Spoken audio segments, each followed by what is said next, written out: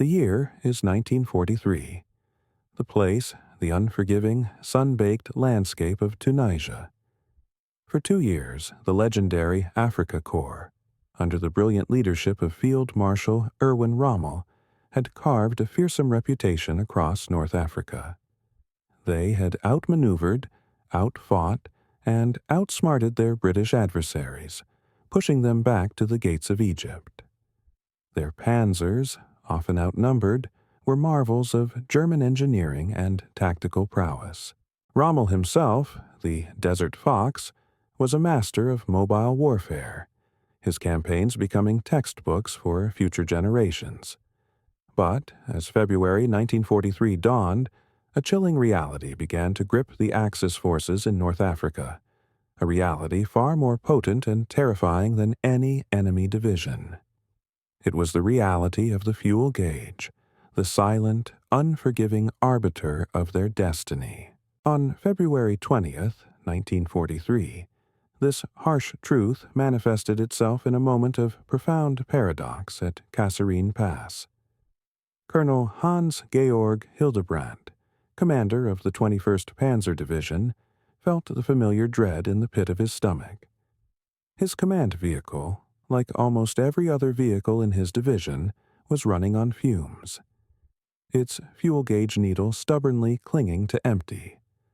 The desert, for all its vastness, offered no solace for an army powered by gasoline. His panzers, once symbols of unstoppable might, were becoming increasingly immobile, their roaring engines silenced by scarcity.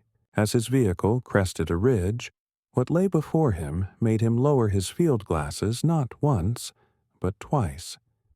He squinted, convinced the morning sun was playing tricks on his eyes, painting a cruel mirage across the shimmering desert floor. But it was no mirage. Spread out below, like a vision from another world, lay rows upon rows of fuel drums, stacked with an almost casual abundance in the distinctive American fashion.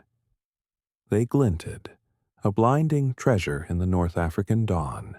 This was not just a depot. It was a revelation, a defiant testament to a different kind of war. What Hildebrandt and his men had stumbled upon was an abandoned American supply dump. Retreating in haste through Kasserine Pass, the U.S. Second Corps had left behind what they considered surplus, a minor loss in a larger tactical withdrawal. But for the Afrika Korps, this was no minor find. It was a windfall beyond their wildest, most desperate dreams. The depot contained an astounding 57,000 gallons of fuel. To put that into perspective, this single, abandoned cache of gasoline was more than Hildebrandt's entire 21st Panzer Division typically received from Germany in 2 whole months. 2 months.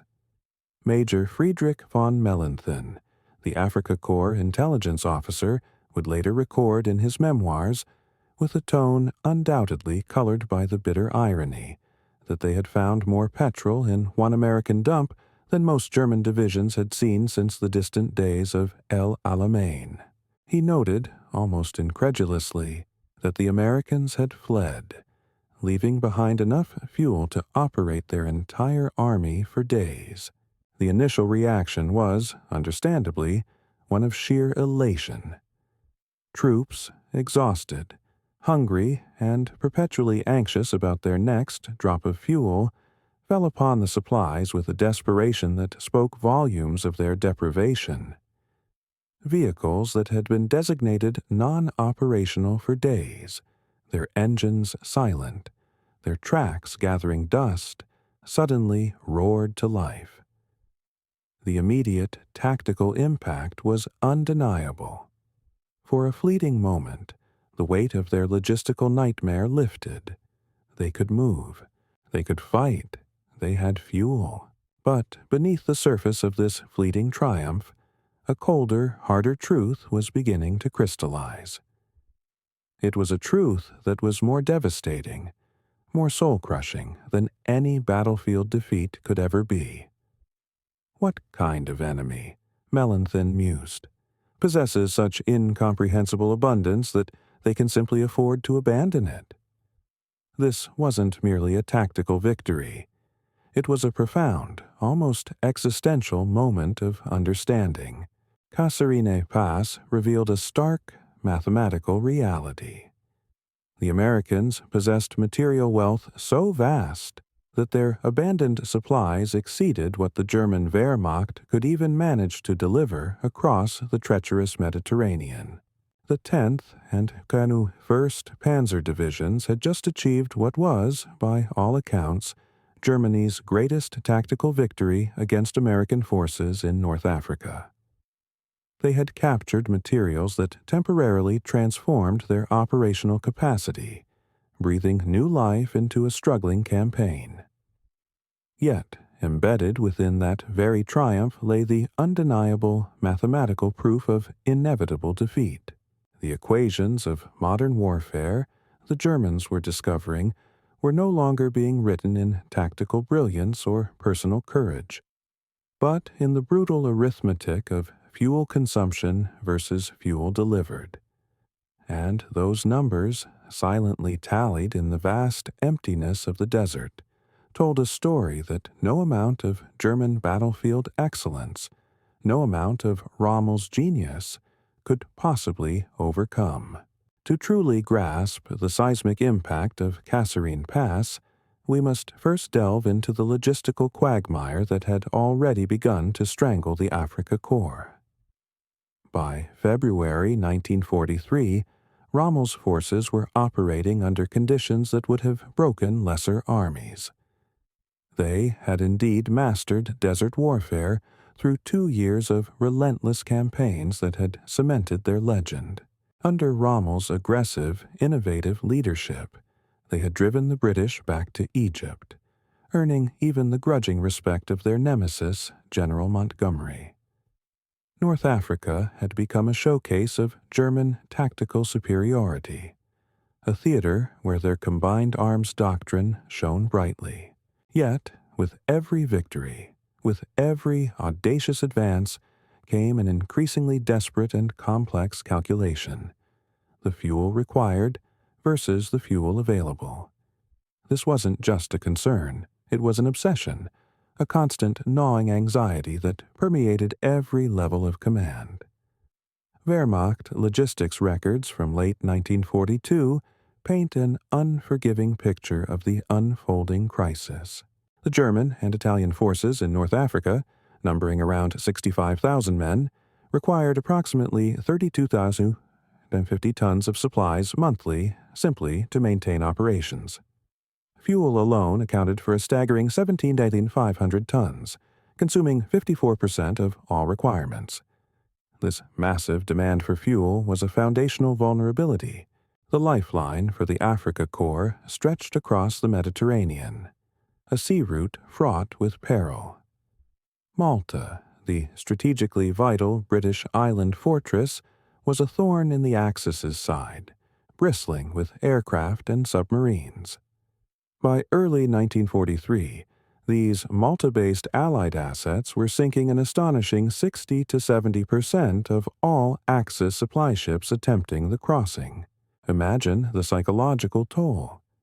60 to 70% of your desperately needed supplies simply vanishing beneath the waves, never reaching their destination. What little did reach African ports then faced another Herculean challenge: a 1,500-kilometer journey to the front lines. This epic overland trek, often through trackless desert, consumed more fuel in transport than it actually delivered. The desert itself, vast and empty, had an insatiable appetite for fuel, an appetite that defied all European calculations of logistics. A single panzer division, the spearhead of German might, required an average of 350 tons of supplies daily during active combat operations. The very act of moving 1 ton of supplies to forward positions consumed 5 tons of fuel just for transport. This wasn't a sustainable model, it was a slow, agonizing hemorrhage of resources. Tank crews, once focused solely on battle tactics, had become unwilling experts in fuel conservation techniques that would have seemed utterly absurd on the battlefields of Poland or France. They would coast down slopes with engines off, risking surprise attacks just to save a few precious liters. They push-started heavy vehicles to conserve batteries, a desperate measure that highlighted the scarcity of every component. They siphoned fuel from damaged vehicles with a religious devotion, every drop a lifeline. Rommel himself, the pragmatic warrior, admitted in January 1943 with a chilling resignation that our operations are decided more by the petrol gauge than by tactical requirements. This wasn't hyperbole or dramatic flourish, it was mathematical reality. The Afrika Korps had only 3 days of fuel remaining at El Alamein when Montgomery launched his decisive attack. By February, even though they were geographically closer to supply ports, the situation had only worsened. The grip of scarcity was tightening, transforming the once formidable Afrika Korps into an army constantly checking its watch, knowing time and fuel were running out. This, then, was the backdrop to Operation Spring Wind. Dawn, February 14, 1943. Field Marshal Rommel and General Hans-Jürgen von Arnim launched their coordinated offensive against American forces holding positions in central Tunisia. It was a desperate, last-gasp attempt to disrupt Allied preparations before their material superiority became truly overwhelming. Operation Spring Wind sent General Friedrich von Broick's 10th Panzer Division and Colonel Hildebrandt's 21st Panzer Division surging through the Faid Pass towards Sidi Bouzid.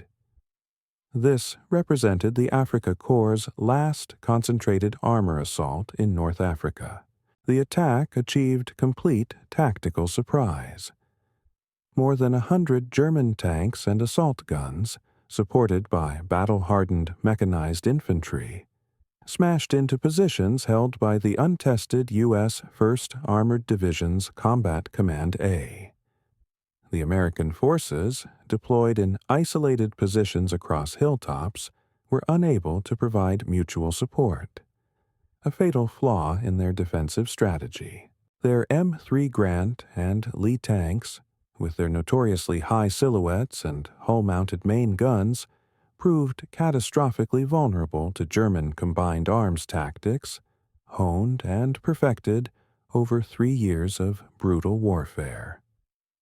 Lieutenant Colonel John Waters, commanding the 1st Battalion, 1st Armored Regiment, suffered devastating losses, losing 44 of his 51 tanks in the opening engagement at Sidi Bouzid. The destruction was systematic, almost clinical. German veterans executed textbook maneuvers with chilling precision, while many American crews, in combat for the very first time, charged piecemeal into concentrated, overwhelming fire. Yet, even in the flush of this tactical victory, the ever-present shadow of fuel scarcity dominated German thinking. Panzer IV companies, having destroyed enemy forces, were forced to abandon perfectly operational vehicles, not because they were damaged, but simply because their tanks ran dry. The irony was bitter, a cruel jest played by the desert winds. They were destroying enemy forces they couldn't pursue, winning battles they couldn't exploit, all because the fuel gauge stubbornly read empty. It was a victory without substance, a triumph that tasted like ashes. February 17, 1943. As American forces retreated, disorganized and reeling toward Kasserine Pass, they began to abandon their meticulously established supply depots. These depots, organized according to U.S. Army doctrine, seemed utterly fantastical, almost mythical to German quartermasters accustomed to extreme scarcity. American planning called for one depot every 50 to 100 miles, each containing redundant supplies, sufficient to maintain operations even if others were lost. This concept of planned redundancy, of an almost casual abundance, was beyond the comprehension of German forces who measured fuel by the liter and counted every single artillery round as if it were a precious jewel. A reconnaissance patrol from the 21st Panzer Division, pushing forward, discovered the first major depot near Stauhan de Senid. The patrol leader's report, preserved in Wehrmacht archives, offers a vivid glimpse into the profound shock experienced by the Germans. The depot, he wrote, covered approximately 10 hectares, the size of several football fields. Fuel drums were stacked in perfect, seemingly endless rows, over 400 drums, each containing 55 gallons. But it wasn't just fuel. There were rations, enough for what must have been an entire regiment for a month. White bread, still fresh, canned meat of a quality unseen in years, real coffee, rich chocolate, cigarettes by the 1,000 cartons, and medical supplies, including items they hadn't witnessed since 1941, critical drugs that were simply unavailable to German soldiers.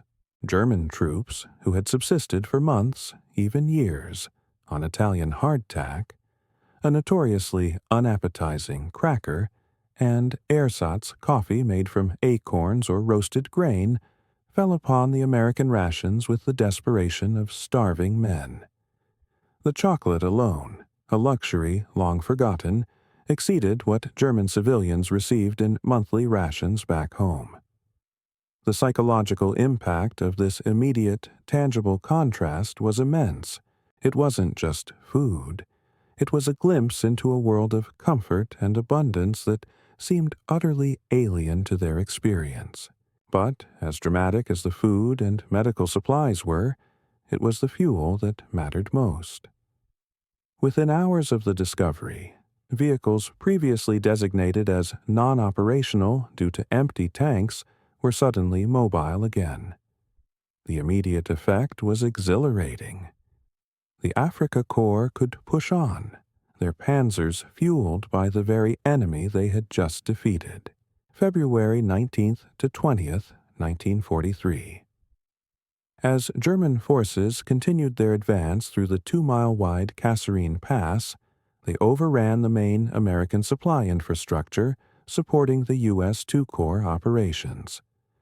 What they discovered exceeded their wildest expectations, and, in a twisted irony, confirmed their darkest fears about the true nature of their enemy. The material results of this victory were staggering. German forces captured 183 tanks, 104 half-tracks, 208 artillery pieces, 512 trucks and motor vehicles, along with a colossal 215 cubic meters, or 57 gallons of gasoline and lubricants, and 45 tons of ammunition. To put this in perspective, the fuel alone represented nearly a week's supply for the entire Afrika Korps. This single abandoned haul contained more fuel than many German divisions had received in the previous quarter. Rommel himself inspected the captured depots on February 21st. His aide-de-camp, Helmuth Hinder Schmidt, recorded the field marshal's reaction. Rommel stood silent for a long moment, surveying the mountains of supplies, the seemingly endless rows of drums and crates. Then, he said quietly, his voice filled with a chilling realization. Each American battalion is supplied better than our entire divisions. What kind of victory is it when the enemy can afford to lose more than we can afford to use? This was the pivotal moment, the turning point not just in the North African campaign, but in Rommel's understanding of the entire war. The captured American vehicles proved even more valuable than the fuel in the short term. Wehrmacht records indicate that by February 1943, a staggering 85% of Rommel's transport consisted of captured British and American vehicles. The American 2.5-ton trucks, affectionately, or perhaps ironically, called Jimmies by German troops, were particularly prized. They were more reliable than the German Opel Blitz trucks, easier to maintain, and often abandoned with spare parts that German forces hadn't seen in years. These captured assets, while a boon for immediate operations, simultaneously deepened the Germans' dependency on enemy logistics, creating a precarious, unsustainable situation. The captured supplies at Kasserine revealed more than just material wealth.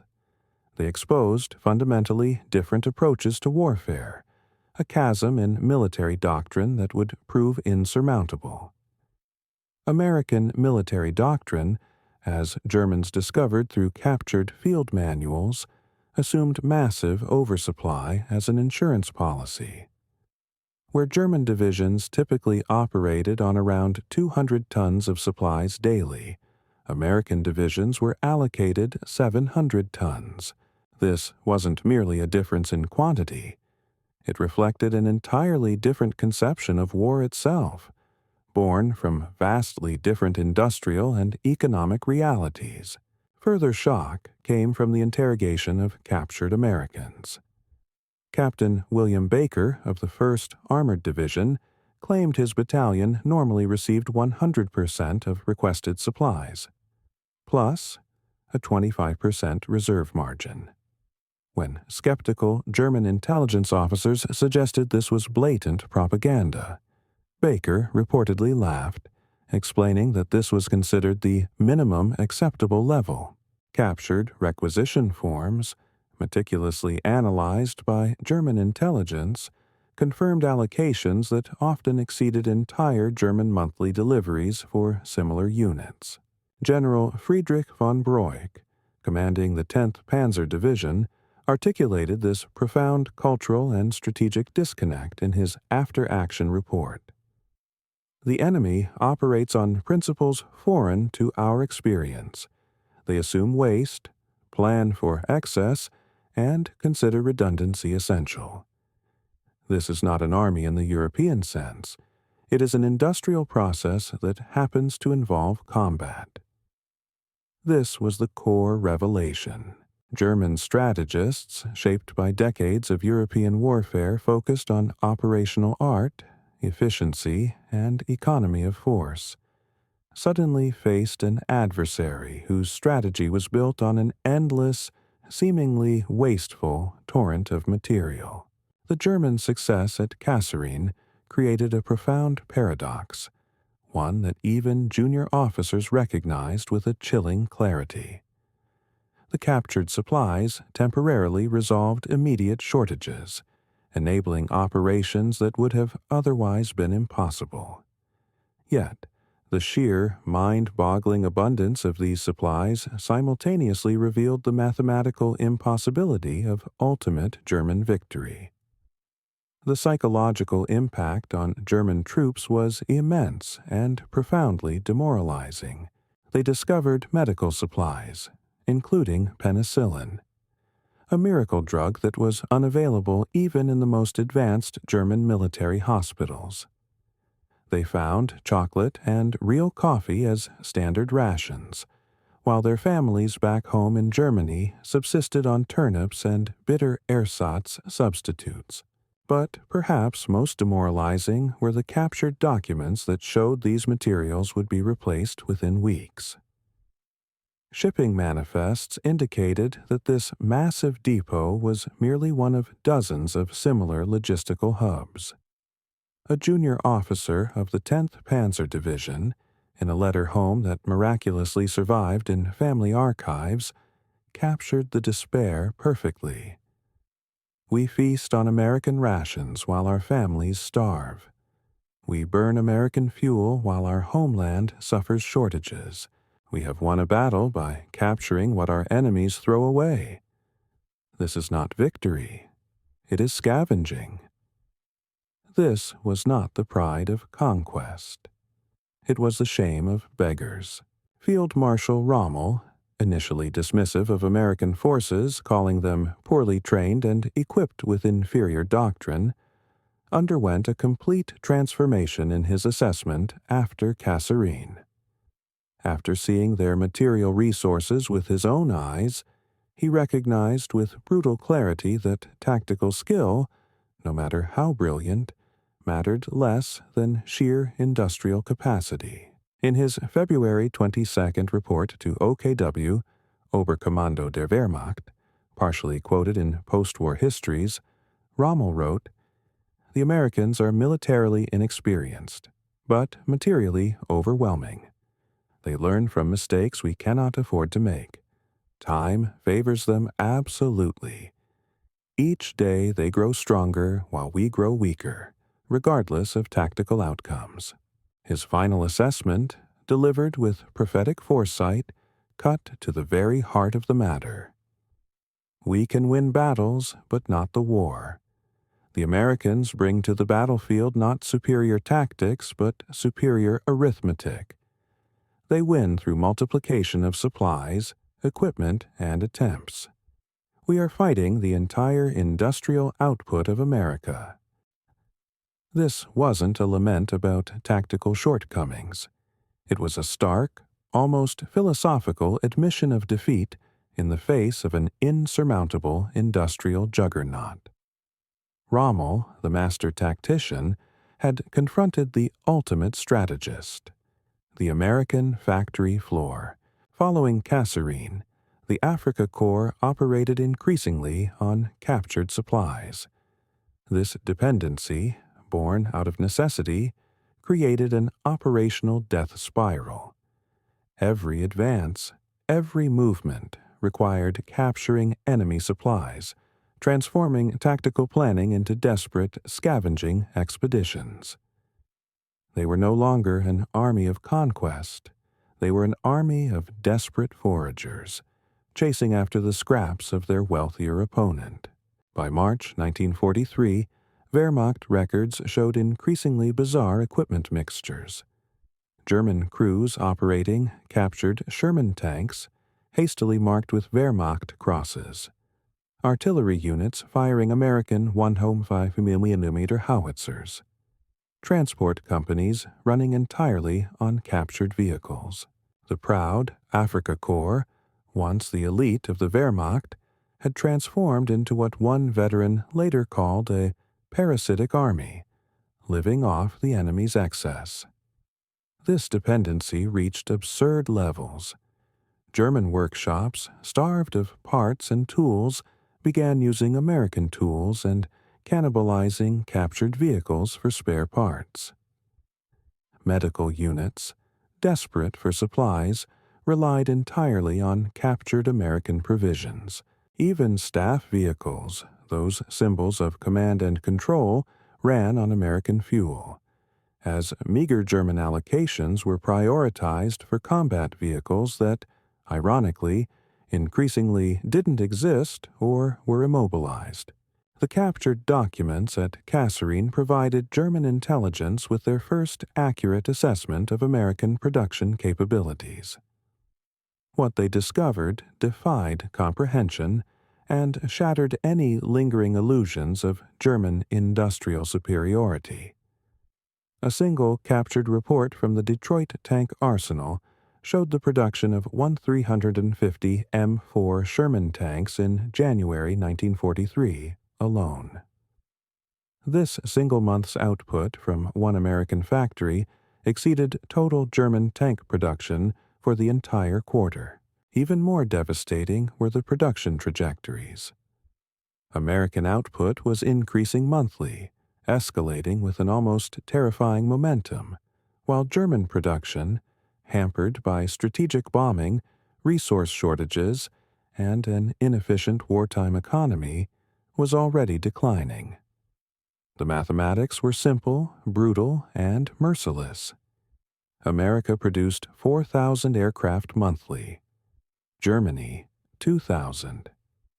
America produced 4,000 tanks monthly. Germany a mere 500. America produced 50,000 vehicles monthly. Germany 5,000. These weren't just numbers. They were a death knell.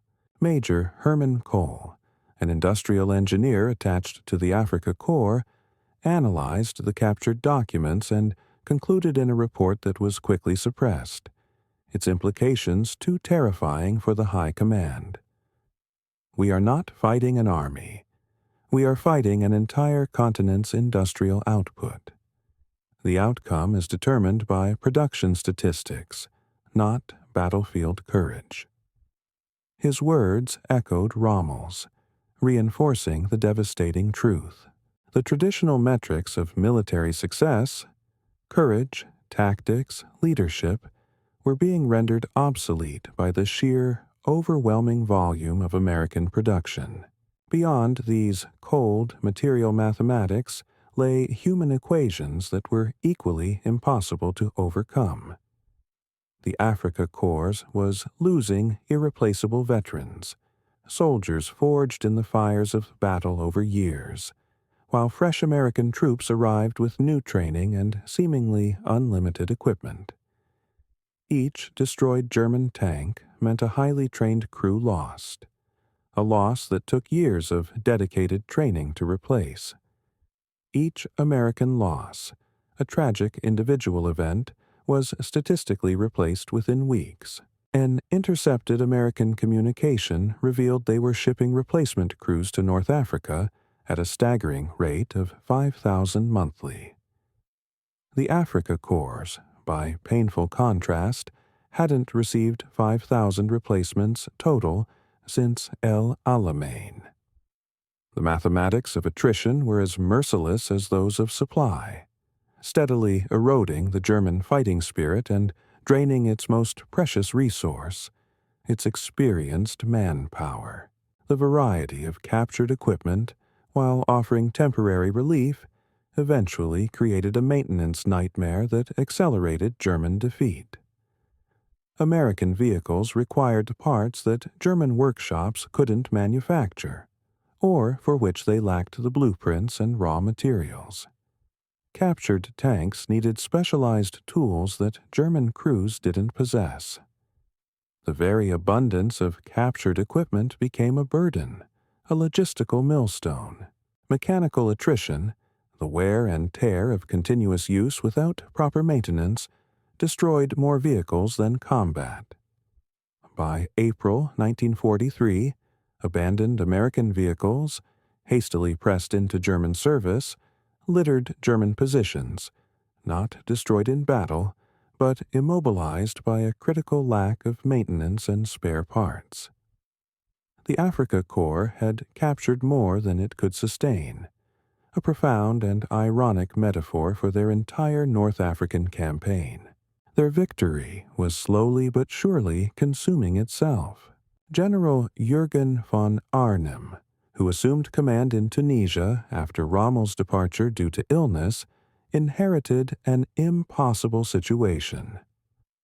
His forces operated primarily on captured materials they couldn't replace, dependent on precarious supply lines that delivered almost nothing while consuming precious, irreplaceable fuel.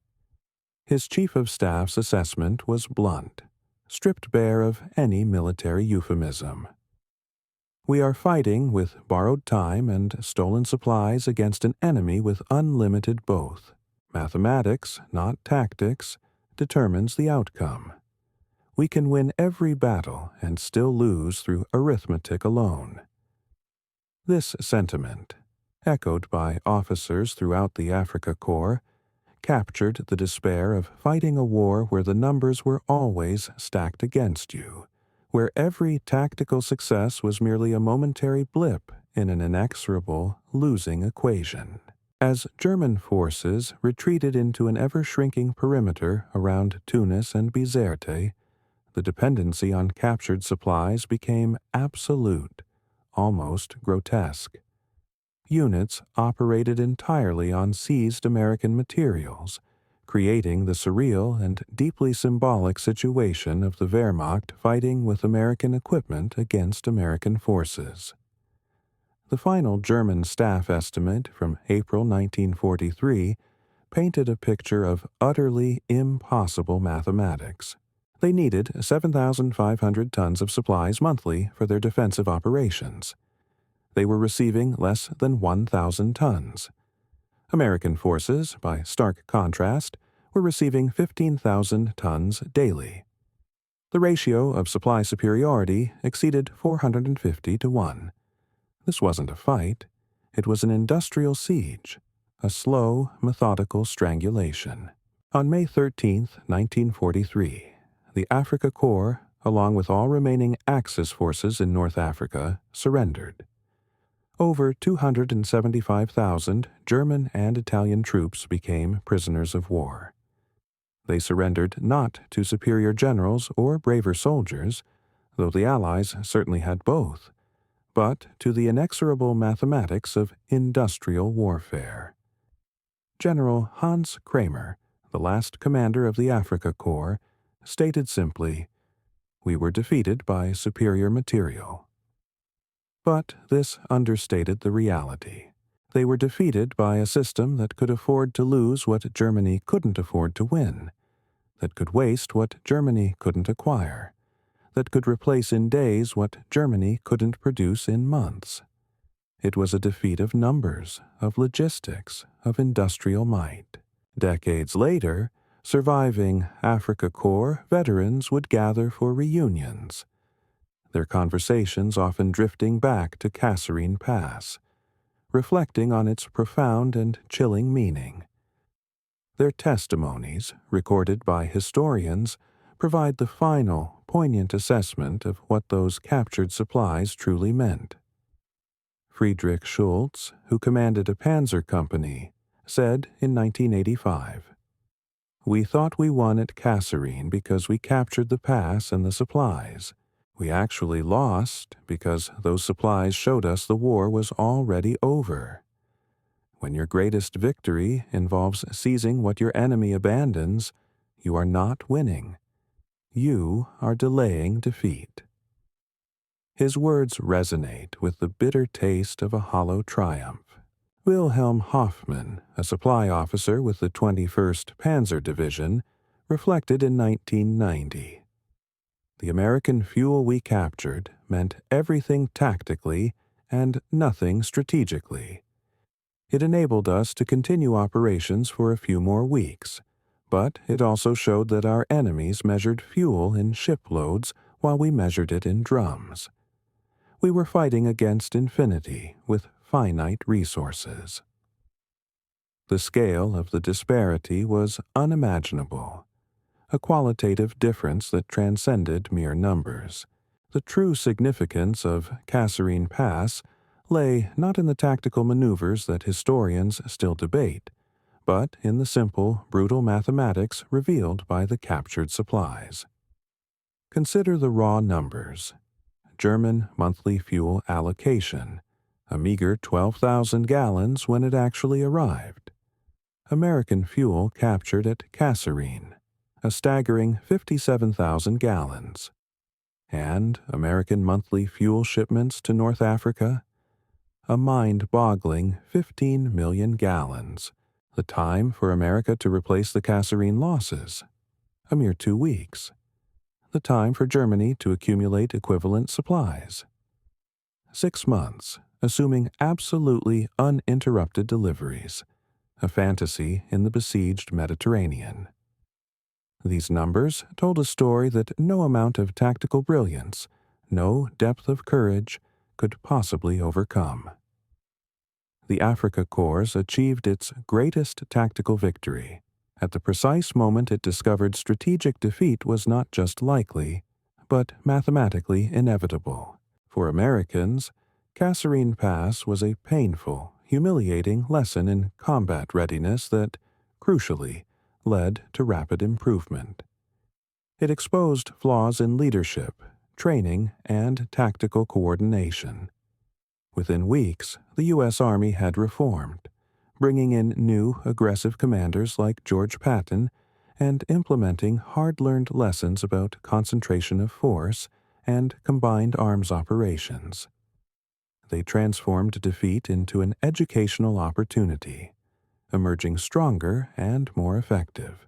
For Germans, however, Kasserine was not an opportunity. It was a revelation of impossibility, a moment of profound existential dread. They had won tactically while discovering they had already lost strategically.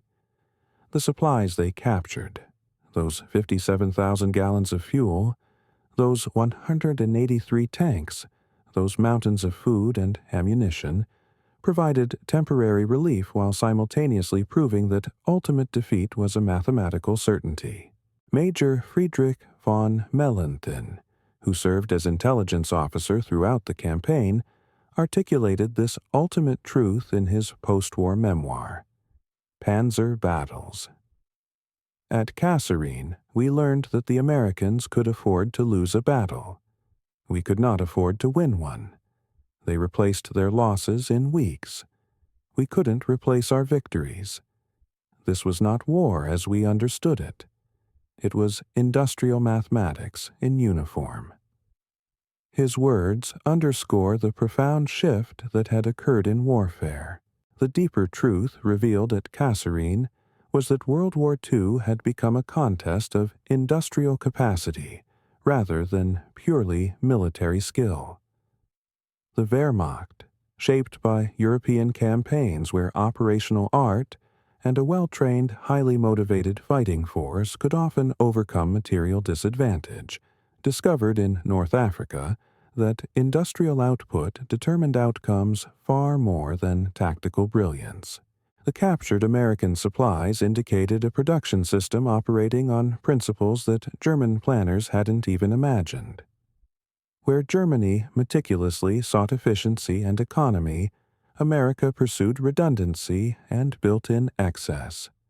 Where Germany conserved every resource, America assumed a degree of waste as a necessary cost of overwhelming power. Where Germany calculated minimum requirements with a desperate precision, America multiplied everything by factors that seemed insane to scarcity-minded Germans. An American logistics manual captured at Kasserine specified ammunition expenditures that exceeded entire German campaign allocations.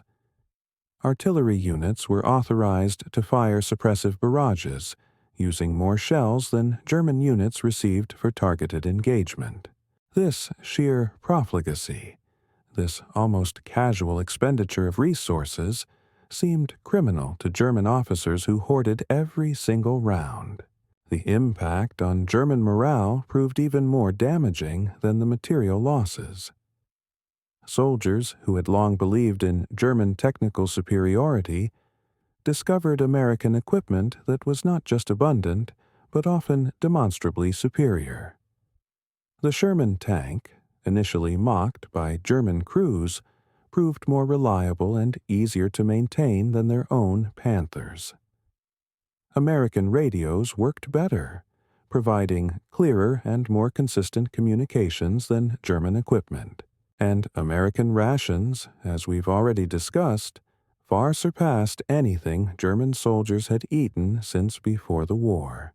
Letters home, those that managed to survive censorship and the relentless Allied bombing campaigns, revealed the depth of demoralization. Soldiers wrote of American chocolate bars that exceeded German children's Christmas presents in sheer luxury and quantity. They described medical supplies that could have saved countless German wounded who died for want of basic medicines. They mentioned the mind-boggling fuel wastage that exceeded their own entire allocations. The propaganda ministry, even with its formidable capabilities, eventually stopped trying to explain North African operations positively. Joseph Goebbels himself noted, with a chilling pragmatism, that soldiers who had seen American abundance couldn't be convinced Germany was winning through propaganda alone. The truth on the ground was simply too overwhelming. As the final perimeter shrank around Tunis in early May 1943, German forces made a last, desperate accounting of their situation. They were operating almost entirely on captured equipment, burning captured fuel, firing captured ammunition.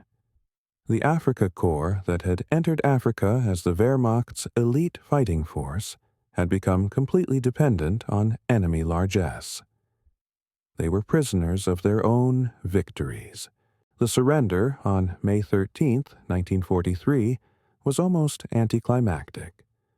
German forces had simply run out of fuel, ammunition, food, and hope. They surrendered to an enemy who could afford to be generous in victory, because victory had been assured by industrial production long before the last shot was fired. General Hans Kramer's succinct statement, "We were defeated by superior material," was true, but it understated the profound, almost cosmic reality. They were defeated by a system that could afford to lose what Germany couldn't afford to win, that could waste what Germany couldn't acquire, and that could replace in days what Germany couldn't produce in months. It was a defeat of arithmetic, played out on the grand stage of the desert. The Battle of Kasserine Pass entered American military history as a stinging defeat, a harsh proving ground that taught invaluable lessons about combat readiness and tactical coordination. Within weeks, the U.S. Army had reformed, bringing in new commanders like George Patton and implementing hard-learned lessons about concentration of force and combined arms operations. They learned from their mistakes, and they learned fast. But for the Germans who won the battle, Kasserine represented something far more profound, far more crushing. It was the moment when tactical victory revealed strategic impossibility. The supplies they captured provided temporary operational capability, while simultaneously proving that long-term victory was mathematically impossible. Veterans who survived captivity and returned to Germany after the war would often reflect on Kasserine as the precise moment they understood Germany would lose. Not because of the tactical situation, which, at that moment, still remained favorable, but because of the industrial arithmetic revealed by those captured supplies. In 2003, on the 60th anniversary of Kasserine Pass, the last surviving German officer from the battle, a former lieutenant who wished to remain anonymous, provided this poignant assessment. "We captured enough fuel to operate for days, enough food to feast for weeks, enough ammunition to fight battles. But we also captured understanding. The Americans could lose such quantities without concern. We couldn't acquire such quantities with our greatest efforts. We were fighting against mathematical certainty disguised as military operations. Those 57,000 gallons of fuel we seized were simultaneously our salvation and our doom. Salvation because they enabled continued resistance. Doom because they proved resistance was futile. We had glimpsed American industrial power, and we knew that no amount of German courage could defeat American arithmetic. Kasserine taught the Americans how to fight. It taught us that we had already lost. Both lessons were true, but for Germany, one was undeniably final. The Afrika Korps' capture of American supply dumps at Kasserine Pass in February 1943 represented the last significant German tactical victory in North Africa. The 57,000 gallons of fuel, 183 tanks, 512 vehicles, and tons of supplies they seized enabled a temporary continuation of operations that would have been otherwise impossible. Yet, within this tactical triumph lay a strategic catastrophe of epic proportions. The captured supplies revealed an industrial disparity so vast that no amount of operational skill, no depth of military genius could overcome it. German forces had discovered they were fighting not just the United States Army, but the United States itself, its factories, its farms, its seemingly infinite capacity for production and replacement. The mathematics were merciless, a cold, hard reckoning. While German forces celebrated capturing 57,000 gallons of fuel, American forces were shipping millions of gallons monthly to North Africa. While Germans carefully maintained captured Sherman tanks, struggling for spare parts, America was producing 1,350 Sherman tanks monthly from a single factory. While German soldiers treasured captured American rations, treats in a landscape of scarcity, American production could feed entire armies and still destroy surplus to maintain prices. At Kasserine Pass, the Afrika Korps won a battle that, in its very act, proved the war was lost. They captured supplies that demonstrated, beyond all doubt, their inability to supply themselves. They achieved tactical victory that revealed strategic defeat was not merely likely, but mathematically inevitable. They discovered that in modern industrial warfare, countries that could afford to abandon 57,000 gallons of fuel would, without question, inevitably defeat countries that couldn't afford to acquire it. The legacy of Kasserine Pass is thus profoundly different for the victor and the vanquished. For Americans, it was a harsh but invaluable lesson, a crucible of combat that led to rapid improvement and eventual triumph. For Germans, it was a brutal revelation that courage and skill, however formidable, meant nothing against industrial mathematics. That tactical excellence couldn't overcome strategic impossibility. That they were fighting not armies, but arithmetic itself. And in the grand, unforgiving calculus of total war, arithmetic always wins. In the end, those 57,000 gallons of captured American fuel, gleaming under the Tunisian sun, told the entire story of World War II. Not in battles won or lost, but in the sheer, overwhelming industrial capacity to wage modern war. The Afrika Korps had captured tangible proof of their own defeat, seized undeniable evidence of impossibility, and won a victory that proved, in the most devastating way imaginable, that ultimate victory for them was simply impossible. They had discovered, amidst the abandoned American supply dumps in the Tunisian desert, the cold, hard mathematical certainty of the Third Reich's destruction. It was a victory that sealed their doom.